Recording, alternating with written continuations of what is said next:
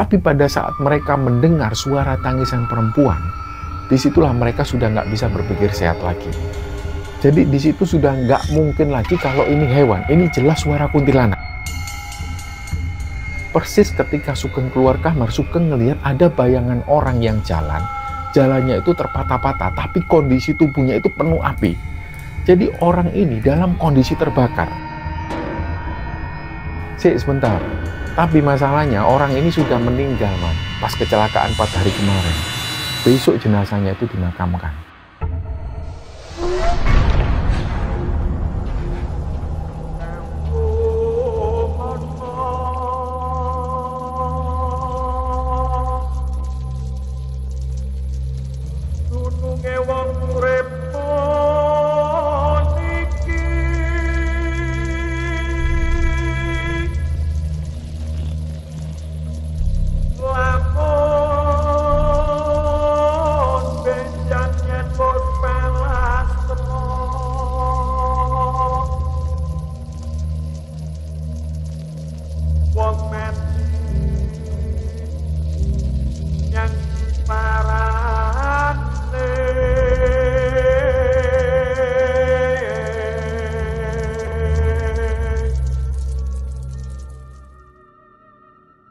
Bismillahirrahmanirrahim. Assalamualaikum warahmatullahi wabarakatuh. Sobat Kembara Sunyi dimanapun teman-teman berada. Pada kesempatan kali ini kami akan membagikan cerita yang dikirim oleh Sobat Kembara yang bernama Sugeng yang asalnya dari Banyuwangi. Sebelum kita masuk ke ceritanya, untuk teman-teman yang nonton tayangan ini dan belum subscribe, jangan lupa untuk subscribe lebih dulu agar channel Kembara Sunyi ini lebih berkembang lagi dan kami lebih bersemangat lagi dalam membuat konten-konten terbaru di Kembara Sunyi. Dan untuk teman-teman yang telah mendukung kami sejauh ini, kami mengucapkan terima kasih banyak. Semoga amal kebaikan teman-teman dibalas kebaikan berlipat oleh Allah Subhanahu wa Ta'ala.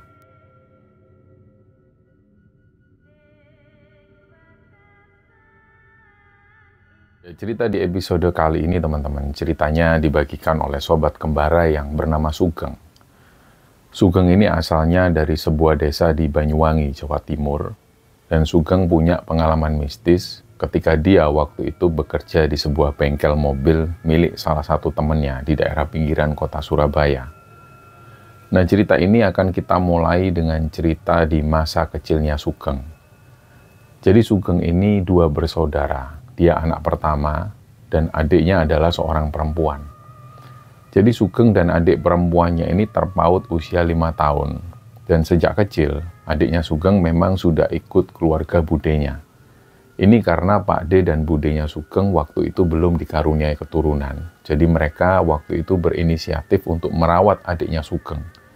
Dan mulai sejak saat itu Sugeng jarang sekali ketemu adiknya karena adiknya tinggal di rumah budenya yang lokasinya ada di Jakarta.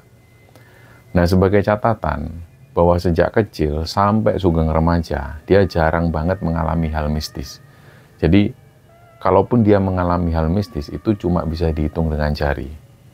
Dia pernah mengalami kejadian mistis ketika itu Sugeng kelas 2 SMP. Jadi ceritanya waktu itu ayahnya ini lagi sakit keras. Banyak dari saudara ayahnya yang bilang ke Sugeng bahwa nggak lama lagi ayahnya Sugeng akan meninggal. Karena mereka semua sudah mempunyai firasat yang buruk. Dan apalagi kondisi beliau, kondisi ayah Mas Sugeng waktu itu memang sedang kritis.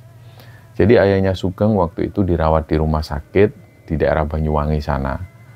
Malam itu Sugeng lagi jaga di rumah sakit ditemani ibu dan juga 1 orang pakliknya. Nah, singkatnya nggak tahu jam berapa, posisi Sugeng malam itu tidur persis di bawah ranjang ayahnya yang lagi sakit. Dan tiba-tiba dia dibangunkan oleh ayahnya. "Geng, bangun Geng. Ayah mau pergi dulu Geng. Mulai sekarang, ibu sama adikmu jadi tanggung jawabmu ya Geng." Nah, karena waktu itu Sugeng ini masih baru bangun tidur, matanya nggak bisa melek sempurna. Tapi dia dengar jelas kata-kata dari ayahnya itu. Dan gak lama setelah ngomong hal ini, ayahnya jalan keluar kamar. Sugeng di situ masih gak paham. Barulah seperberapa detik kemudian Sugeng sadar, loh kok ayah tadi bisa jalan? Barulah akhirnya di situ Sugeng berdiri, dia lihat di tempat tidur ayahnya. Ayahnya ternyata masih ada di situ dan dalam posisi terlelap. Langsunglah dari situ Sugeng ini lari keluar dari kamar pasien. Dia tengok kanan kiri ke area lorong sana dan di situ nggak ada orang sama sekali. Terus dia balik lagi ke kamar, dia bangunkan ibunya. Begitu ibunya Sugeng bangun, Sugeng ngelihat lagi ke arah ayahnya, dan ayahnya di situ masih dalam keadaan terlelap. Belum sempat Sugeng ini cerita ke ibunya, kondisi ayahnya ini semakin parah waktu itu. Jadi tiba-tiba ada busa yang keluar dari mulut ayahnya. Dari situlah ibunya Sugeng ini mulai panik, bahkan waktu itu ibunya ini agak teriak-teriak. Dari situ Sugeng langsung lari ke ruang perawat. Dipanggillah perawat dan dokter jaga waktu itu, dan mereka semua langsung menuju ke kamar ayahnya Sugeng. Dan setelah diperiksa sekitar 2 menitan, mereka menyampaikan kabar bahwa ayahnya Sugeng meninggal. Nah, disitulah ibunya ini langsung nangis histeris. Gak lama setelah itu Pak Liknya Sugeng masuk kamar dan beliau juga baru tahu bahwa ayahnya Sugeng meninggal. Nah, singkatnya ayahnya dibawa pulang dan jenazahnya pun dimakamkan di pemakaman desa. Sampai hari ketiga setelah ayahnya Sugeng meninggal, Sugeng sendiri belum sempat menceritakan keanehan yang dialami waktu itu ke ibunya. Dan kira-kira di hari ke-7 sejak ayahnya meninggal, malam itu Sugeng ini tidur lebih awal ceritanya. Sementara di rumahnya masih banyak tamu yang duduk-duduk di depan rumah. Jadi di situ ada para tetangga dan juga para saudara, mereka masih jagongan di depan rumah Sugeng. Sugeng di situ tidur di kamar ibunya. Terus tiba-tiba dia mengalami kejadian aneh lagi. Waktu itu tiba-tiba Sugeng ngeliat ayahnya ini masuk kamar. Terus langsung ayahnya membangunkan Sugeng. "Geng, Geng, bangun Geng, kamu lihat kunci lemarinya ayah ndak Geng?" Nah waktu itu Sugeng ini nggak sadar bahwa ayahnya sebenarnya sudah meninggal. Di situ Sugeng sempat menjawab pertanyaan dari ayahnya. Dia sambil jawabnya ini ogah-ogahan. "Nggak lihat ya?" Karena dia waktu itu ngantuk banget. Terus Sugeng melanjutkan tidur. Nggak lama setelah itu Sugeng baru sadar bahwa barusan ayahnya ini datang ke kamar dan ngomong sama Sugeng. Sugeng bangun, dia duduk di tempat tidur, dia lihat jam masih sekitar jam 12 malam. Disitulah Sugeng baru sadar ternyata ayahnya ini sudah meninggal. Terus tadi yang datang barusan itu siapa? Dia juga masih dengar di luar rumahnya ini masih banyak orang yang jagongan di luar. Nah Sugeng masih nggak percaya kalau barusan ayahnya datang dan ngobrol sama dia. Selanjutnya akhirnya Sugeng ini tidur lagi. Belum lama Sugeng tidur, tiba-tiba ayahnya datang lagi. Tapi kali itu Sugeng nggak bisa ngelihat sosok ayahnya, dia cuma bisa mendengar jelas ayahnya bicara. Sementara badan Sugeng ini nggak bisa gerak sama sekali. Jadi posisi ayahnya itu ada persis di belakang Sugeng, dan Sugeng nggak bisa noleh ke belakang sedikit pun. Di situ ayahnya Sugeng bilang, "Geng, kamu cari kunci lemarinya Geng. Di lemari itu ada uang simpenan ayah. Nanti tolong bantu bayar utang ibumu. Nah, kalau ada sisa, itu uangnya buat kamu, Le. Siapa tahu kamu nanti kerja ke kota buat modal kamu." Nah, Sugeng di situ nggak bisa jawab, tapi dia setelah mendengar jelas suara ayahnya itu, dia mencoba gerak, tapi dia nggak bisa gerak. Dan setelah suara ayahnya ini nggak terdengar lagi, barulah di situ Sugeng bisa gerak, dia noleh ke belakang. Di situ nggak ada siapa-siapa. Sosok ayahnya pun juga nggak ada. Dia langsung keluar rumah. Di luar, karena masih banyak orang-orang yang nongkrong, ada tetangga juga, para paklik dan para sepupunya Sugeng di situ. Sugeng gabung di situ. Nah, salah satu pakliknya Sugeng ini manggil Sugeng. Sini Geng, duduk sini ngobrol-ngobrol." Duduklah Sugeng di situ. Nah, para tetangga dan pakliknya ini akhirnya ngajak ngobrol Sugeng. Ya, di situ mereka ngobrol-ngobrol ringan seputar sepak bola dan juga hal-hal ringan lainnya. Nggak lama setelah itu Sugeng ngomong ke pakliknya, "Le, tadi aku itu ketemu ayah, Le." Tapi pas Sugeng ngomong seperti ini ke pakliknya, dia sambil bisik-bisik supaya orang lain itu nggak dengar. Awalnya di situ pakliknya ini agak nggak percaya. Tapi setelah dijelaskan panjang lebar oleh Sugeng, barulah di situ pakliknya percaya dengan cerita dari Sugeng. Nah, singkatnya beberapa hari setelah itu Sugeng ingat tentang pesan ayahnya. Dia akhirnya minta kuncinya itu ke ibunya. Dia tanya ke ibunya, "Bu, kunci lemari kamar itu di mana ya, Bu?" Nah, ibunya Sugeng ini menjawab, beliau nggak tahu. Karena kata ibunya, sudah lama sekali lemari itu nggak dibuka. Terus ibunya tanya ke Sugeng, "Kenapa emangnya, Le?" "Nggak apa-apa, ada pesan dari ayah soalnya." Nah, di sini ibunya makin penasaran, "Pesan apa toh, Le?" Sugeng cuma jawab, "Nggak apa-apa, Bu, nanti juga ibu tahu." Akhirnya Sugeng izin ke ibunya untuk membuka paksa lemari itu menggunakan alat. Karena kunci lemari ini sudah nggak ketemu. Setelah dicari-cari sampai hari kemudian, kunci ini tetap nggak ketemu, dan ibunya pun mengizinkan. Jadi hari itu Sugeng ini menggunakan beberapa alat untuk membuka paksa lemari ayahnya itu, dan pas dibuka ada beberapa barang ayahnya di dalam lemari. Dan di situ ada satu kaleng biskuit. Sugeng langsung buka kaleng biskuit itu dan ternyata di dalam kaleng biskuit itu isinya uang-uang dengan nominal besar. Jumlahnya waktu itu kalau nggak salah di zaman itu setara dengan harga sebuah sepeda motor baru. Nah, peristiwa ini terjadi di sekitaran tahun 1995 atau 96. Dan singkatnya, Sugeng pun menyampaikan ke ibunya tentang apa yang dialami oleh Sugeng. Dan ketika tahu bahwa ayahnya berpesan seperti itu dan mendatangi Sugeng, ibunya langsung meneteskan air mata. Disinilah ibunya Sugeng bilang, soal utang ibunya ini sebenarnya nggak banyak. Utangnya nggak banyak, tapi ibunya Sugeng memang belum sempat menceritakan hal tersebut ke ayahnya. Jadi ibunya nggak menceritakan bahwa ibunya ini punya hutang. Karena di situ ibunya Sugeng nggak mau merepotkan ayahnya. Nah, kata ibunya Sugeng, uang itu sebenarnya untuk membelikan tas dan juga sepatu baru adiknya yang ada di Jakarta. Sebenarnya adiknya Sugeng ini nggak minta untuk dibelikan tas dan sepatu baru. Karena di sana adiknya Sugeng ini sudah terjamin hidupnya oleh Pak D dan budinya Sugeng.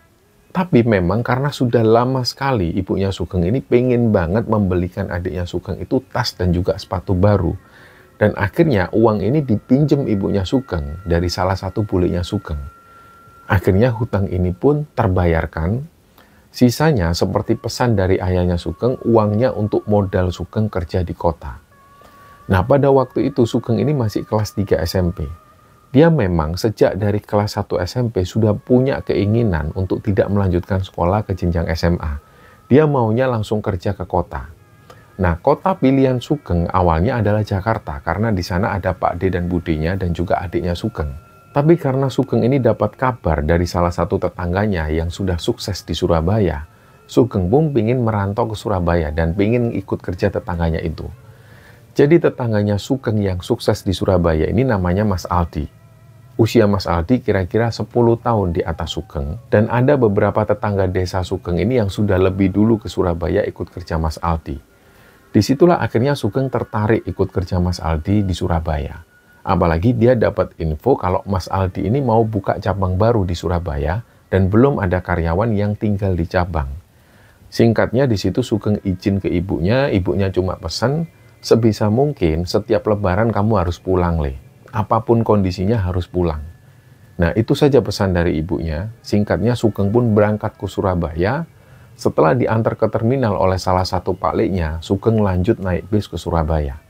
Dan sesampainya di Surabaya, Sugeng ini dijemput oleh salah satu tetangga desanya yang sudah lebih dulu ikut kerja di Mas Aldi. Namanya Vicky.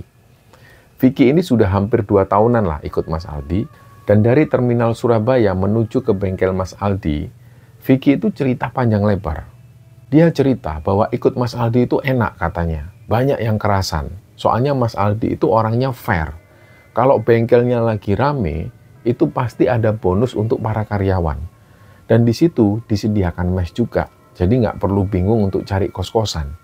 Dan kadang sebulan sekali mereka ini diajak makan sama Mas Aldi di sebuah rumah makan. Kadang-kadang Mas Aldi juga membawa anak dan istrinya juga. Nah, dari cerita Vicky ini, Sugeng itu makin gak sabar, pingin segera kerja. Dan sesampainya di bengkel itu sekitar jam 9 malam, di bengkel itu ada ruangan untuk mes karyawan. Mes ini memang gak terlalu besar, ya mirip kos-kosan cowok lah. Kondisinya juga gak terlalu terawat, tapi karyawan-karyawan di sana ini betah semua. Ya mungkin karena mereka semua ini laki-laki. Nah, bengkel Mas Aldi ini ada di dekat perumahan di daerah Surabaya Timur sana. Dan ketika tiba di sana, umumnya para karyawan lainnya ini sudah dikenal oleh Sugeng karena kebanyakan anak-anak dari desanya juga yang kerja di situ. Nah, malam itu Sugeng ini belum ketemu dengan Mas Aldi. Si Vicky ini bilang, dia disuruh istirahat dulu, Sugeng disuruh istirahat dulu, besok pagi baru bisa ketemu Mas Aldi. Nah, singkatnya setelah ngobrol-ngobrol dan juga ngopi-ngopi dengan yang lain, sekitar jam 11 malam mereka semua pun istirahat. Dan pagi harinya sekitar jam 6 pagi, mereka semua sudah beraktivitas. Ada yang mandi, ada yang mulai mencuci baju, dan mereka semua itu bergantian mandinya. Ada juga yang mulai membeli sarapan. Dan nggak lama setelah itu Mas Aldi ini datang sama anak perempuannya yang waktu itu anaknya ini mau diantar ke sekolah. Mas Aldi di situ nggak bisa lama-lama, karena Mas Aldi cuma mampir, Jadi Mas Aldi ini bilang ke Sugeng, "Geng, sorry aku nggak bisa lama. Ini mau antar anakku sekolah soalnya. Kamu nanti mendampingi Vicky aja dan juga yang lain. Kamu ikuti aja lah cara kerjanya. Kalau kamu ada yang nggak tahu, kamu tanya aja. Pokoknya di sini belajar aja sendiri." Nah, setelah itu Mas Aldi pun berangkat. Dan singkatnya, bengkel ini buka jam 8 pagi. Jadi di depan gerbang bengkel itu ternyata sudah ada 2 mobil yang antri di sana. Dan bengkel Mas Aldi ini adalah bengkel reparasi mobil. Mobil yang mungkin rusak bodinya atau mungkin memerlukan cat ulang, diperbaiki di bengkel ini. Nah, kata Vicky dan juga anak-anak di sana, kadang ada juga mobil yang hancur bekas kecelakaan yang harus mereka selesaikan. Dan memang itu adalah tantangan tersendiri bagi mereka yang kerja di sana. Jadi hari itu, Sugeng ini mulai kerja. Di awal-awal kerja, dia cuma bantu-bantu temannya yang lain. Dan selama tinggal di bengkel dan juga di mes itu, nggak pernah ada kejadian yang aneh. Semua berjalan normal, berjalan apa adanya. Dan singkatnya, sudah sekitar 6 bulan Sugeng kerja di bengkel tersebut. Dan benar kata Vicky, di awal-awal ketika Vicky menjemput Sugeng di terminal, Vicky sempat cerita bahwa Mas Aldi ini orangnya asik. Kalau bengkel lagi rame kerjaan, itu karyawan pasti dapat bonus. Dan ternyata benar, Mas Aldi melakukan itu. Dan yang katanya sering diajak makan sebulan sekali, ternyata Sugeng mengalami sendiri. Memang Mas Aldi ini sering ngajak makan ke rumah makan rame-rame. Kadang istri dan anak Mas Aldi juga ikut diajak juga oleh Mas Aldi. Tapi ternyata bukan 1 bulan sekali. Menurut Sugeng, bisa kadang-kadang sebulan itu 2 atau 3 kali diajak makan ke rumah makan. Nah, selama 6 bulan kerja di bengkel dan tinggal di mes itu, berat badan Sugeng itu langsung naik. Sugeng ingat betul, ketika pertama kali datang di bengkel ini, berat badannya itu sekitar 55 kilo. Dan sekitar 6 bulan kerja ikut Mas Aldi, berat badan Sugeng jadi 75 kilo. Nah, suatu ketika, pas tanggal gajian, jadi gajian ini langsung cash pembayarannya. Jadi di setiap gajian, Mas Aldi sendiri yang ngasih uang itu ke karyawan. Biasanya, uang ini akan dikasih atau gaji ini akan diserahkan di bengkel atau ketika mereka diajak makan di luar oleh Mas Aldi. Nah, waktu itu pas mereka ini lagi makan di rumah makan rame-rame, Mas Aldi menjelaskan bahwa bengkel kedua atau bengkel cabangnya Mas Aldi ini siap untuk digunakan. Tapi Mas Aldi bilang, untuk bengkel kedua itu hanya untuk cadangan dan untuk bengkel pengecatan. Jadi kalau misalnya pekerjaan pengecatan mobil ini lagi numpuk di bengkel utama, langsung mobil ini dipindahkan ke bengkel cabang. Nah, Mas Aldi waktu itu ngasih amanah bengkel cabang itu ke Sugeng dan Rohman. Nantinya Sugeng dan Rohman yang tinggal di bengkel itu, di sana juga ada mes juga, tapi memang nggak terlalu besar dibanding bengkel utama. Dan akhirnya mau nggak mau, Sugeng dan Rohman pun akhirnya menjalankan perintah tersebut. Jadi Sugeng dan Rohman ini sudah harus pindah ke bengkel cabang keesokan harinya. Karena di bengkel cabang itu sudah ada 3 mobil yang siap dikerjakan. Nah, bengkel cabang ini lokasinya itu ada di daerah Surabaya Barat. Lokasinya itu ada di pinggiran banget lah kota Surabaya. Dan lokasinya di sana itu masih relatif sepi. Apalagi di tahun-tahun itu. Tapi karena Sugeng ini nggak seberapa paham daerah Surabaya, Sugeng sempat tanya ke Rohman soal lokasinya. Kata Rohman menjelaskan ke Sugeng, bengkel itu sebenarnya sudah lama dibangun Mas Aldi. Adalah sekitar setahunan yang lalu, tapi belum sempat beroperasi. Dan lokasinya itu ada di pinggiran kota Surabaya. Rohman menjelaskan ke Sugeng, untuk mau cari makan atau cari rokok itu juga susah, Kang. Harus keluar naik motor sekitar 2 kiloan baru ketemu warung. Nah, kata Rohman juga di daerah sana jalannya ini juga masih belum aspalan. Karena belum banyak rumah-rumah yang berdiri di sana. Tapi kata Mas Aldi, kemungkinan 5 tahun lagi sudah banyak rumah yang akan dibangun di sana dan akan rame ke depannya. Di situ Sugeng ini cuma mengiyakan hal tersebut. Dan keesokan harinya, Sugeng dan Rohman berangkat menuju ke bengkel cabang ini. Dari lokasi bengkel utama menuju ke bengkel cabang itu, ini memakan waktu sekitar 45 menitan lebih lah. Dan memang lokasinya itu ada di pinggiran Surabaya banget. Di daerah sekitar bengkel ini nggak ada bangunan apapun. Yang ada cuma pepohonan mangga dan juga pepohonan lontar. Dan awal pertama kali tiba di bengkel itu, Sugeng ini sudah ada perasaan yang nggak enak. Jadi dia bisa membayangkan kondisi ketika malam hari. Pasti sepi dan pasti nggak ada kehidupan apapun. Ketika mereka datang di pagi hari, kondisinya di situ sudah sepi banget. Dan benar kata Rohman sebelumnya, Nggak ada bangunan apapun di sebelah-sebelah bengkel itu. Jadi kalau mau beli rokok atau makanan, ya mereka harus naik motor sekitar 2 kilometeran, barulah di situ ada toko yang nggak terlalu besar. Dan inilah kenapa di bengkel cabang ini juga disediakan kompor, peralatan masak, air bersih, dan juga genset. Karena listrik di situ bisa saja mati sewaktu-waktu. Dan singkatnya, pagi itu Sugeng dan Rohman mulai bekerja seperti biasa. Di siang harinya mereka istirahat. Nah, yang dilakukan Sugeng ketika jam istirahat, dia langsung mandi. Karena cuaca di bengkel cabang ini relatif lebih panas kalau dibandingkan bengkel utama. Inilah yang membuat mereka itu lebih sering berkeringat ketika bekerja. Dan sore harinya, sekitar jam 4-an sore, Rohman itu keluar. Dia beli kopi, beli mie instan, beli telur, rokok, dan lain sebagainya. Supaya nanti malamnya, mereka nggak perlu keluar lagi. Nah, pada saat Rohman keluar beli sesuatu itu, Sugeng sendirian di bengkel. Tiba-tiba Sugeng itu melihat sekelebatan ada bayangan hitam yang lewat. Tapi di situ diabaikan oleh Sugeng. Dia lanjut kerja lagi. Nah, belum lama dia melanjutkan kerja, dia terganggu lagi dengan sekelebatan bayangan hitam yang lewat. Jadi bayangan hitam itu melintas dari arah kamar mandi ke arah pintu belakang. Sugeng di situ mulai merasa nggak nyaman, dia hentikan pekerjaannya, terus dia menuju ke belakang. Dia cek, dia pastikan apa yang melintas barusan itu. Akhirnya di situ Sugeng cek kamar mandi, ternyata di kamar mandi nggak ada apa-apa. Dia menuju ke pintu belakang bengkel. Jadi di pintu belakang bengkel ini sengaja dibuka supaya angin bisa masuk.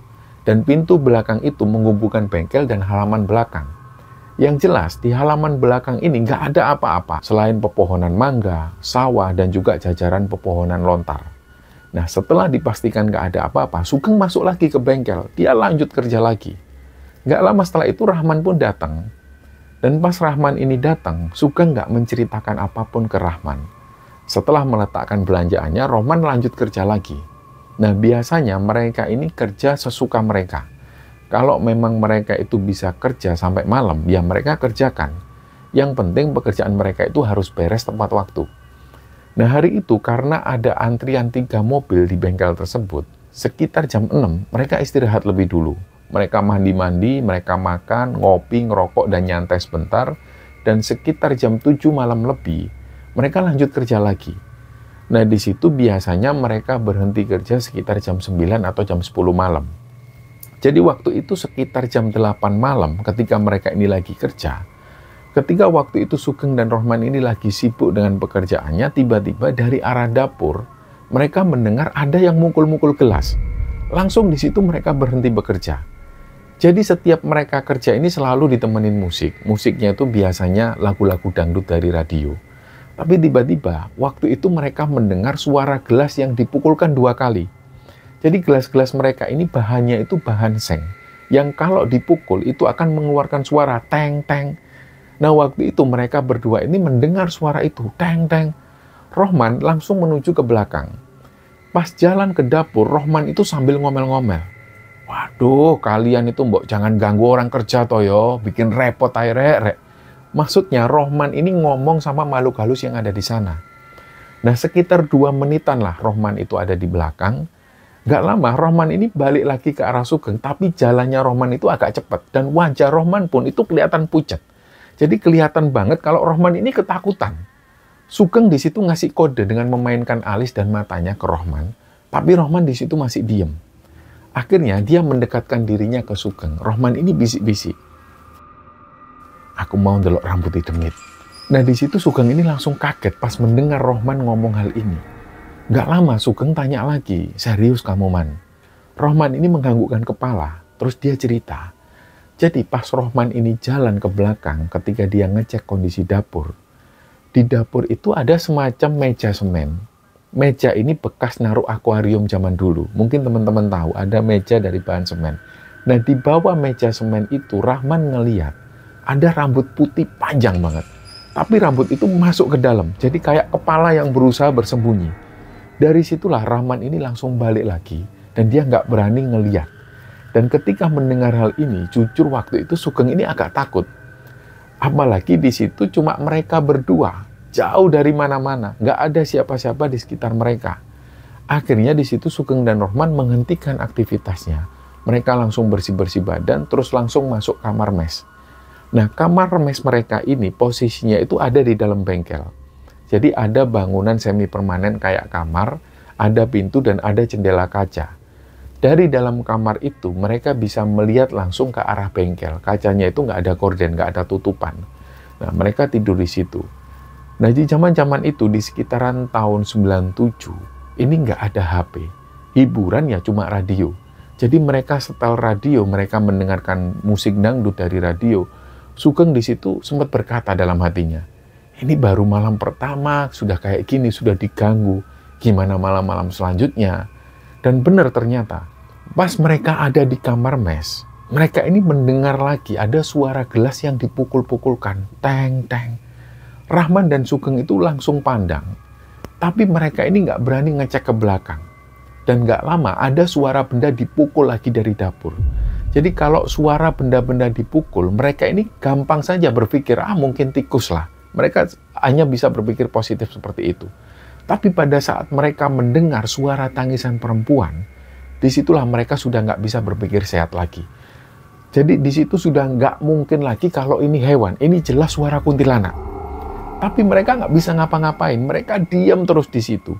Dan nggak lama dapur ini makin berisik, ada suara benda yang dibanting keras. Jadi situasinya waktu itu ketika Sugeng dan Rohman ini mendengar ada suara benda-benda di dapur yang dibanting, mereka kaget dan mereka ini cuma bisa berucap astagfirullahaladzim karena mereka sudah hanya bisa pasrah. Dan gak lama setelah itu ada benda lagi yang dibanting, suaranya kenceng banget. Lagi-lagi di situ Rohman dan Sugeng ini cuma bisa berucap astagfirullahaladzim. Itu terus-terusan terjadi sampai 1 jam lebih. Nah, lama-lama di situ Rohman dan Sugeng ini akhirnya hilang kesabaran. Mereka nekat keluar kamar untuk ngecek langsung ke belakang. Disitulah mereka bareng-bareng menuju ke belakang. Dan pas mereka cek ke dapur, semua barang-barang itu berantakan di dapur. Jadi kayak baru saja dapur ini diobrak-abrik oleh seseorang. Tapi nggak ada wujud yang terlihat di situ. Rohman pun ngomong ke Sugeng, udah Geng, tinggal tidur aja lah. Besok aja kita beresin. Akhirnya di situ mereka tidur. Dan malam itu, gangguan demi gangguan ini mereka alami. Dari mulai benda-benda yang dilempar, ada suara tangisan bayi, suara orang jalan. Tapi Rahman dan Sugeng berusaha cuek. Meskipun mereka waktu itu sebenarnya juga terganggu, tapi sebisa mungkin mereka cuek. Ya mau gimana lagi? Dan paginya, sebelum mulai bekerja, Rohman dan Sugeng ini keluar beri sarapan. Ketika pagi itu mereka cari makan, mereka harus mencari dulu karena mereka nggak tahu area sana, nggak tahu orang jualan nasi itu di mana, apalagi pagi-pagi sekali. Dan sekitar 2 kilometeran dari bengkel, ternyata di pinggir jalan itu ada orang jualan sarapan. Beliau ini duduk di pojok jalan. Rohman dan Sugeng akhirnya memutuskan untuk beli makan di sana. Nah, pedagang tersebut meskipun di situ nggak ada tempat untuk makan, tapi yang beli ini antri. Adalah sekitar 15 menitan Rahman dan Sugeng ini nunggu di situ. Nah, para pembeli di sini, ini umumnya mereka saling mengenal satu sama lain. Mereka-mereka ini mungkin adalah orang-orang yang tinggalnya di sekitaran daerah situ juga. Terus pas mereka lagi antri, ada seorang bapak-bapak. Beliau usianya sekitar 50 tahunan, badannya itu tegap, kumisnya juga tebel. Si bapak ini tanya ke Rahman dan Sugeng, mau bungkus nasi berapa mas? Rahman bilang, oh 2 pak. Oh makan di sini? Iya pak. Terus si bapak ini langsung bilang ke ibu penjualnya. Beliau menyampaikan dengan bahasa Jawa yang artinya kira-kira, Bu ini loh disiapkan dulu buat masnya 2 orang. Mereka makan di sini kok. Terus si ibu itu langsung nurut sama si bapak-bapak ini.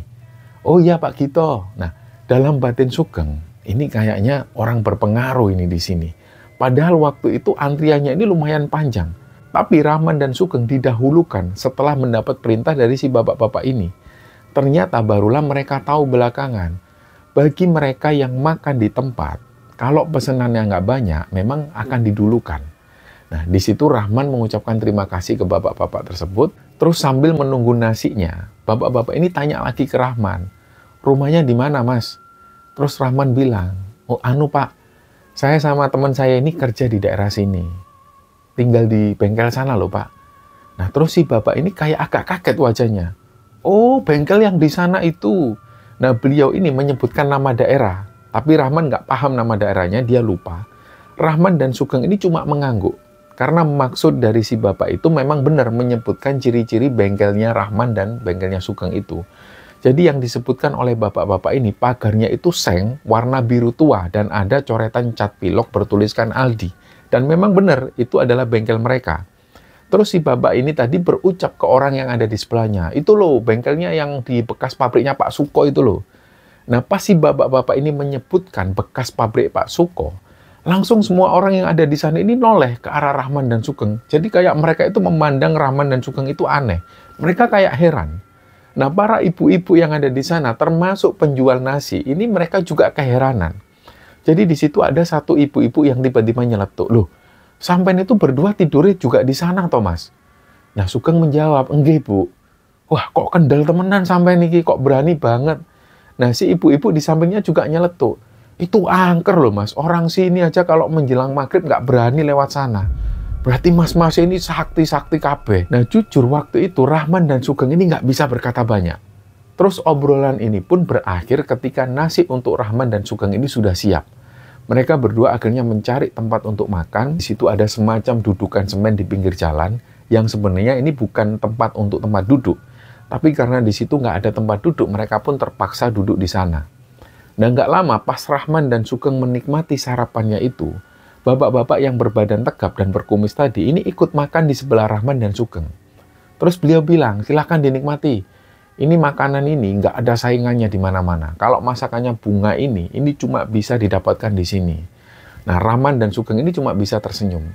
Dan di tengah-tengah makan, tiba-tiba si bapak tadi ini sambil tanya ke Rahman dan Sugeng. Mas, udah berapa lama Mas tinggal di bengkel itu, Mas? Oh, baru kemarin, Pak. Terus si bapak-bapak ini kaget juga, oh tak kira sudah lama Mas. Tapi perasaan bengkel itu sudah dari tahun kemarin kayaknya sudah dibangun Mas. Iya Pak, memang Pak sudah lama dibangun tapi baru kemarin ini digunakan. Nah jujur waktu itu Sugeng ini mau tanya ke bapak-bapak tersebut soal sejarah tempat itu. Dulunya bangunan itu bangunan apa? Sugeng sebenarnya mau tanya, apalagi karena tadi mereka juga sempat dengar bahwa tempat itu katanya bekas pabriknya Pak Suko. Tapi pas Sugeng ini mau tanya, dia ini sungkan. Akhirnya di situ Sugeng diem. Nggak lama bapak-bapak ini tiba-tiba cerita dengan sendirinya. Beliau itu sambil makan, beliau sambil memulai ceritanya. Jadi itu dulu Mas, itu pabrik kerupuk Mas. Pabrik kerupuknya Pak Suko. Terus sempat pabriknya itu kebakaran. Nah yang meninggal itu satu orang karyawannya Pak Suko. Yang 3 lainnya ini luka bakar serius. Pokoknya semenjak kejadian kebakaran pabriknya Pak Suko ini sudah nggak beroperasi lagi lah. Pabrik kerupuknya tutup, terus pabrik itu sempat mangkrak. Adalah kalau 5 tahunan dibiarkan begitu saja pabriknya. Terus barulah direnovasi jadi bengkel Aldi itu. Di sini Sugeng dan Rahman itu baru paham. Dan barulah Sugeng ini berani ikut menimpali. Dia sampaikan ke bapak-bapak itu, waduh, pantesan Pak, angker banget Pak. Nah terus si bapak-bapak ini ngomong lagi, wah kalau itu ya jangan ditanya Mas. Wong Pak Suko itu orangnya klenik Mas. Kata orang-orang di sini Pak Suko itu pakai pesugihan. Jadi pabrik kerupuk itu ini cuma salah satu bisnisnya Pak Suko.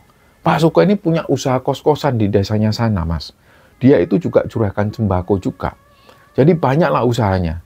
Makanya jangan kaget kalau di sana itu angker.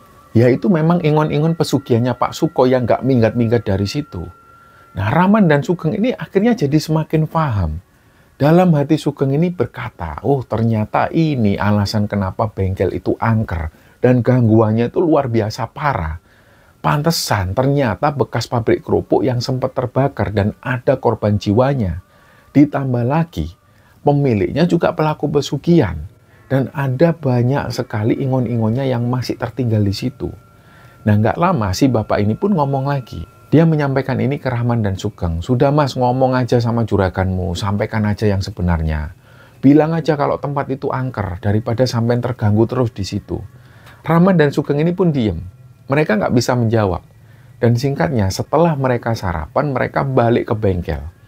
Nah, dalam perjalanan ke bengkel itu, Sugeng dan Rahman ini cerita-cerita. Sugeng ini tanya ke Rahman, ini gimana Man? Apa kita sampaikan aja Man ke Mas Aldi soal ini? Daripada kita yang repot Man. Tapi Rahman ini melarang Sugeng. Terus Rahman ini bilang, kalau kataku nggak usah Geng. Karena Mas Aldi itu kan orangnya baik. Tapi kalau dia sudah kecewa sekali sama orang, Mas Aldi nggak akan mempekerjakan orang itu lagi. Jadi jangan sampailah kita ini termasuk orang-orang yang membuat Mas Aldi kecewa. Sudahlah, kita sebisa mungkin bertahan aja di bengkel itu. Sebisa mungkin. Masa iya mereka ini nggak capek tiap malam gangguin kita terus. Nah di momen ini Sugeng itu nggak menanggapi pernyataan Rahman. Dan sesampainya di bengkel mereka lanjut kerja lagi. Dan ketika sore hari Rahman bilang ke Sugeng, "Geng mau nitip apa Geng? Sekalian kita beli sekarang." Nah Sugeng waktu itu cuma nitip rokok. Akhirnya nggak lama sekembalinya Rahman dari warung mereka putuskan untuk istirahat. Mereka bersih-bersih, mandi, dan duduk santai di dalam kamar mes. Sekitar jam 9 malam, Sugeng ngelihat Rahman ini sudah tidur. Waktu itu Sugeng panik. Dia juga heran juga, nggak biasanya Rahman ini tidur jam segini. Sugeng bingung, nggak ada teman ngobrol. Dan benar, nggak lama setelahnya, Sugeng ini mendengar dari arah kamar mandi, dia dengar ada suara orang mainan air. Jadi di kamar mandi itu ada ember. Ember ini ada airnya. Air di ember itu kayak dibuat mainan. Jadi kayak ada tangan yang membuat mainan air di ember ini. Cepak, cepuk, cepak, cepuk. Sugeng ini sudah mulai nggak nyaman. Tapi di situ dia tetap bertahan. Nggak lama kemudian, Sugeng sudah benar-benar nggak kuat. Dia nggak membangunkan Rahman, tapi dia jalan sendirian menuju ke kamar mandi. Begitu sampai di kamar mandi, Sugeng ini masih bisa ngelihat air di dalam ember itu kondisinya masih gerak. Langsunglah di situ Sugeng ngomong sendiri, "Kalian jangan ganggu kami ya, kami ini di sini cuma kerja. Jangan ganggu." Terus setelah itu Sugeng berbalik badan, dia mau balik ke kamar. Nah pas dia ini mau jalan ke kamar, rambutnya Sugeng ini dicolek. Jadi kayak ada yang menggerakkan. Dan itu kerasa banget. Spontan waktu itu Sugeng teriak sambil ngumpat. Dia banting benda yang ada di dekatnya. Waktu itu ada ceret air. Ceret air ini dari plastik. Dan ceret air itu masih ada air minumnya. Itulah yang dilempar oleh Sugeng ke arah belakang sambil dia ini ngumpat. Terus dia langsung balik ke kamar. Dia bangunkanlah Rahman. "Man, bangun Man. Kok kamu tidur sih Man? Itu loh Man, mereka ganggu lagi Man." Nah Rahman waktu itu susah sekali dibangunkan. Matanya itu susah banget untuk melek. Tapi ketika Rahman melek, dia bilang ke Sugeng, "Gang, kamu minum obat tidur itu Geng, biar kamu tidur Geng." Sambil tangannya Rahman ini nunjuk ke bawah kipas angin. Nah persis di bawah kipas angin itu ada obat yang ternyata ini adalah obat tidur. Dan Sugeng ternyata baru tahu kalau Rahman ini tadinya mengkonsumsi obat tidur. Pantesan Rahman ini tidur lebih awal dan tidurnya itu pulas banget. Mungkin hal ini untuk menanggulangi Rahman dari gangguan-gangguan. Jadi langsung dari situ dengan segera Sugeng minum 2 pil obat tidur. Sekitar setengah jam kemudian Sugeng pun tertidur. Nah tapi nggak lama setelah itu Sugeng ini kebangun. Dia pengen buang air kecil. Yang dirasakan Sugeng waktu itu berat banget untuk melek. Matanya itu kayak nggak bisa melek. Ya mungkin karena pengaruh obat tidur yang diminum tadi. Tapi karena dia ini nggak bisa nahan kencingnya, dia berusaha melek sebisa mungkin. Jadi waktu itu Sugeng nggak sempat lihat jam, dia langsung menuju ke belakang. Nah disinilah Sugeng ngelihat dengan jelas. Ketika dia keluar dari kamar, otomatis dia ini langsung menghadap ke arah bengkel, di mana di situ ada mobil-mobil yang masih mereka kerjakan. Jadi di situ, di dekat mobil yang masih dalam perbaikan ini, yang lokasinya itu ada di tengah-tengah bengkel, persis ketika Sugeng keluar kamar, Sugeng ngelihat ada bayangan orang yang jalannya itu terpatah-patah, tapi kondisi tubuhnya itu penuh api. Jadi orang ini dalam kondisi terbakar. Dia jalan persis di depan Sugeng. Di situ Sugeng nggak bisa gerak sama sekali. Dia ngomong pun juga nggak bisa, berusaha teriak pun juga nggak bisa. Dan yang dirasakan Sugeng waktu itu, dia ini juga merasakan rasa panas yang menyambar-nyambar. Nah, kejadian itu terjadi sekitar beberapa detik. Nggak lama setelahnya, sosok tubuh terbakar tadi ini hilang.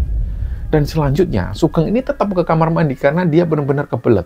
Nah, setelah dia kencing, dia mau balik ke kamar. Disinilah ada kejadian ganjil lagi.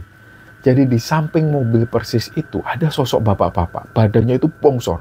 Badannya besar banget dan perutnya itu buncit. Kepalanya botak.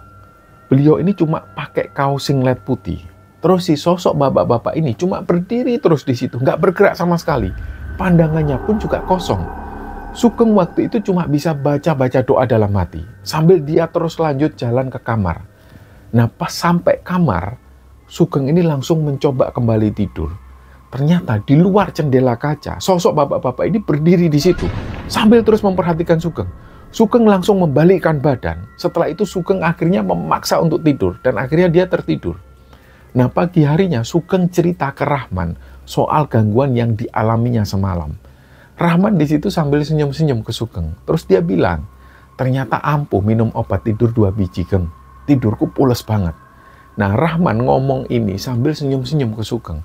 Sugeng menceritakan gangguan yang dia alami semalam. Nah, sebenarnya diakui oleh Sugeng, memang setelah dia minum obat tidur, dia itu bisa tertidur pulas. Tapi sayangnya waktu itu Sugeng ini kebelet kencing. Jadi dia harus bangun lagi dan akhirnya gangguan ini pun dialami oleh Sugeng. Tapi waktu itu Sugeng cuma menceritakan ke Rahman tentang sosok orang yang jalan melintas dalam posisi yang terbakar tubuhnya. Nah, Sugeng sendiri nggak cerita tentang sosok bapak-bapak berkepala botak yang mendatangi dia. Nah, ternyata malam harinya Rahman lah yang diganggu. Jadi ceritanya malam itu sekitar jam 8-an, selepas Rahman dan Sugeng ini bekerja, Sugeng dan Rahman itu langsung minum obat tidur. Dan sekitar jam 9 malam mereka tertidur pulas. Sugeng nggak tahu ceritanya seperti apa, tapi pagi harinya Sugeng ini dapat cerita sendiri dari Rahman. Ceritanya ternyata malam itu kira-kira sekitar jam 11-an, Rahman ini kebangun. Dia kebangun karena dia terganggu dengan suara orang yang mengetuk-ngetuk pintu gerbang di luar. Jadi pintu bengkel ini itu terbuat dari seng dan juga besi. Jadi kalau ada orang yang ngetuk-ngetuk, apalagi ngetuknya itu pakai benda keras, pasti suaranya itu kenceng banget. Dang, dang, dang, dang, dang, dang, dang. Nah, waktu itu Rahman ini benar-benar terganggu banget. Akhirnya di situ Rahman pun bangun.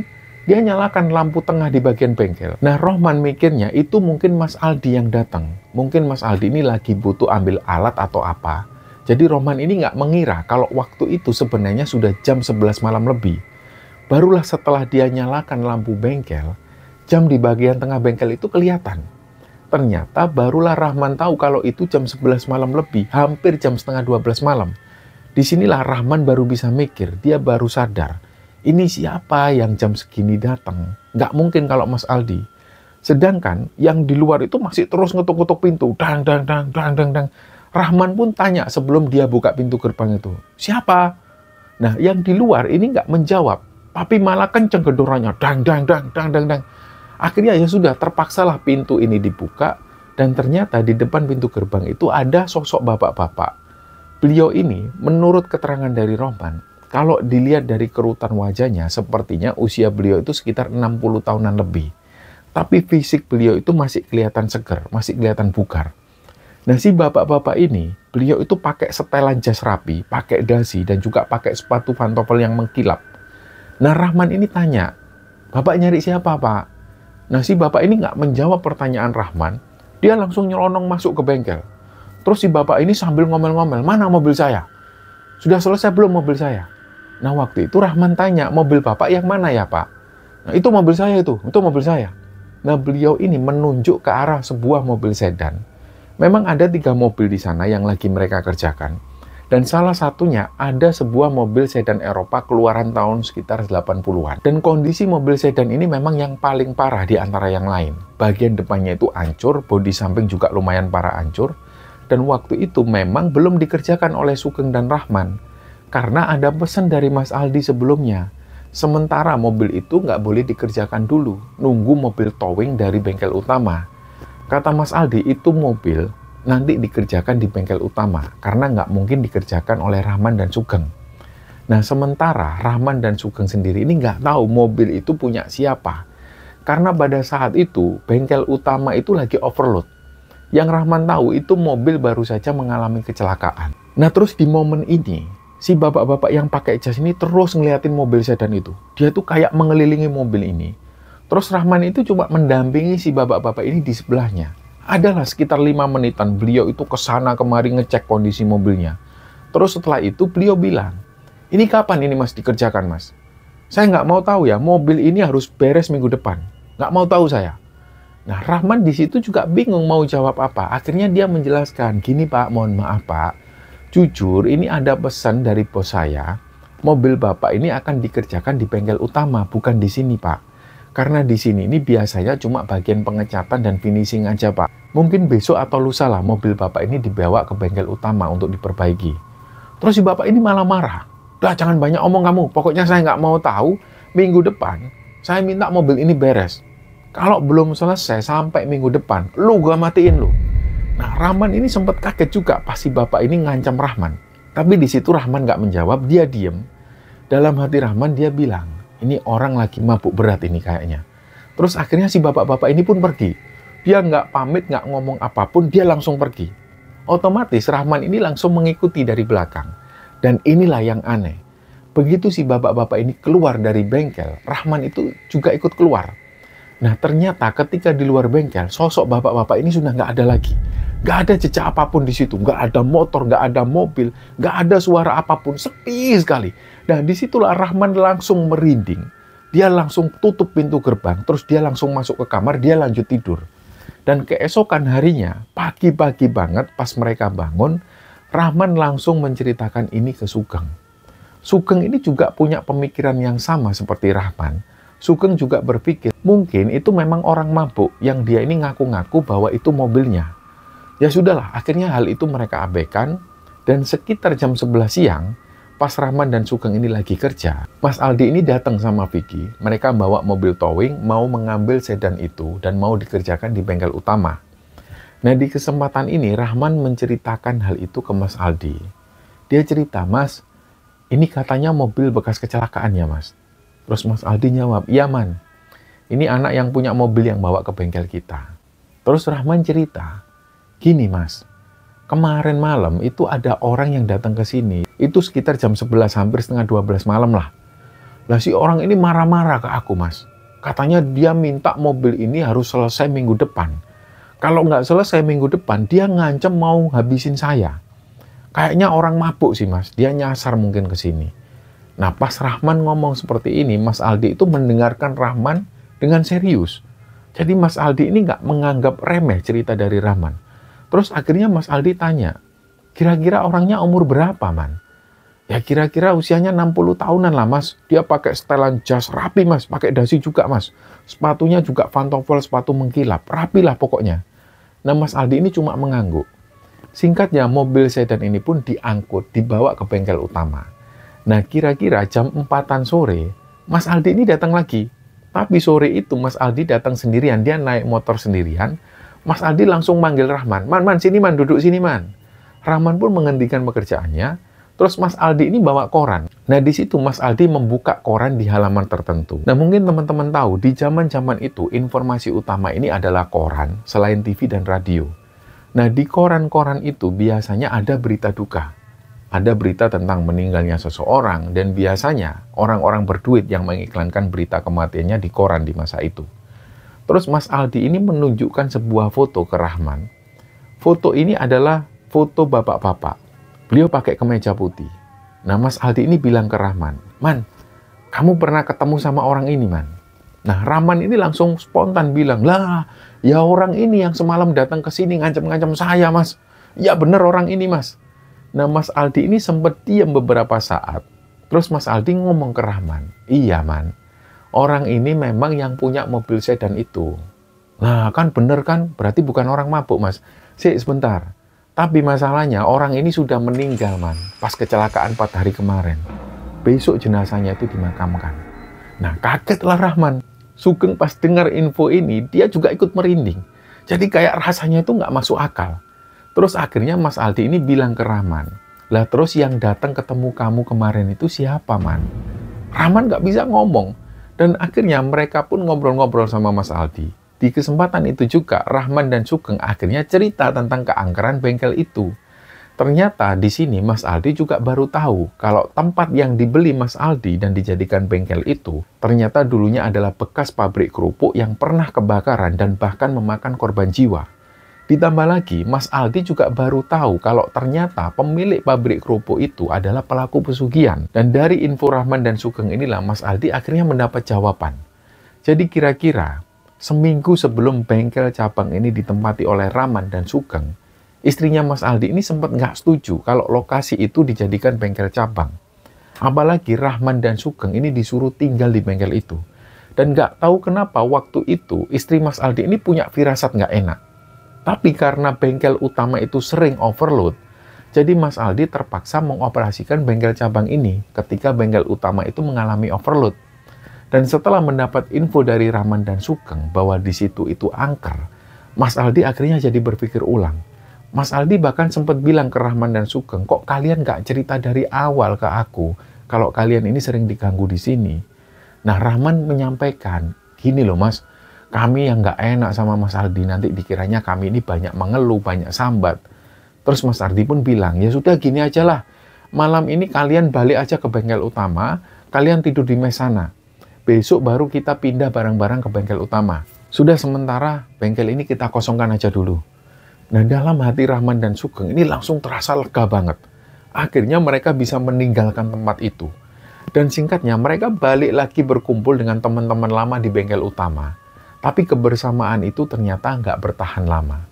Di sekitaran tahun 1998, di bulan Agustus awal, Mas Aldi akhirnya terpaksa menutup bengkelnya karena Mas Aldi mengalami kebangkrutan. Nah, hal ini dibarengi dengan krisis moneter yang melanda Indonesia kala itu. Sebenarnya Mas Aldi ini sudah mengalami kerugian di awal-awal tahun 98. Tapi di situ Mas Aldi masih sempat bisa bertahan. Beliau juga sempat menjual aset-asetnya untuk tetap mempertahankan bengkelnya itu.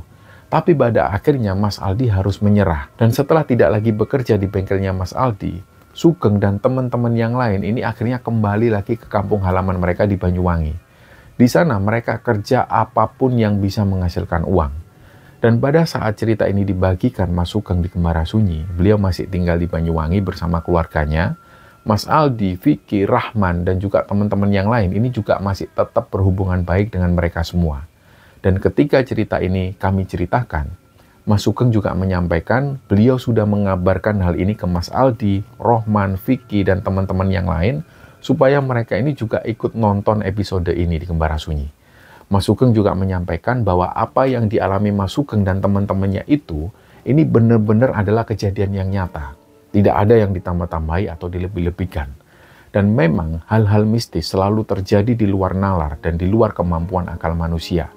Dan dari pengalaman ini juga lah yang membuat akhirnya Mas Sugeng dan teman-teman yang lain itu jadi sadar bahwa ternyata ada makhluk lain yang hidup berdampingan dengan kita.